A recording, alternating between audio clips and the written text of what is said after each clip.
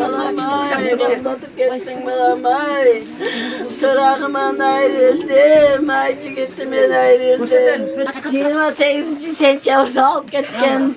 Erken Ataşken, Taşkent birden Batkenge alıp gitken.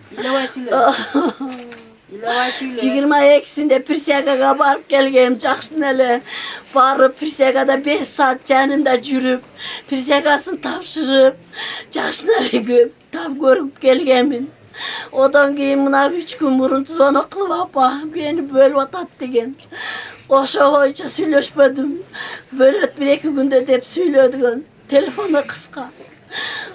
Gece saat 3:30'da Karasu'dan geleysem başına da bir çocuğun emerzona kılıp öyle balans temperatürü oldu da tez gelin dedi. Anam benim aram oyuncu öyle güyüm alıp geçki saat 5'te varsam öyle uşulak var. Morgdacadan balam Ceynep.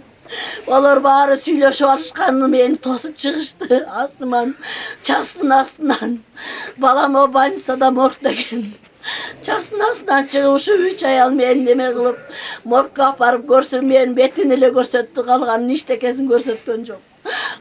Beni oşa maşinada alıp oturuştu, bir siyan emeleri bütkü çöktü.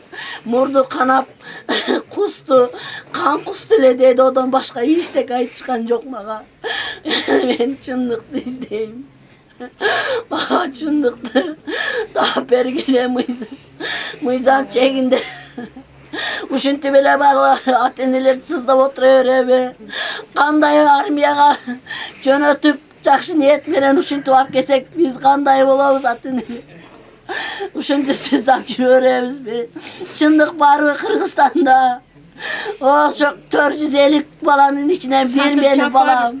Sardıracak var. Bayanlıydın nemesi var ha ministri kim? Bunların uğavı. Bizim önümüzce tevoş olur o. Oy bana çıraktay balaman ayrılıp kaldım. Eşçeri orvayt bolçu öyle turgan bala mesele bu. Oy o da. Havasının gitti öyle. Oh men barbayla koy alternatif kılıp koyuluk desem çok apa barıp geliyoreyni elin katarında degen. Jakşı ne, jakşı tilek menden ele uzatkamın. Özü dile apa şu ağzırımla boyanı biletsiz işe girgizmeytken. Uşu kelecek emek içine neme kılayın dep jakşı oy maksat menen getken. Oy maksatımın hatta oyram oldu.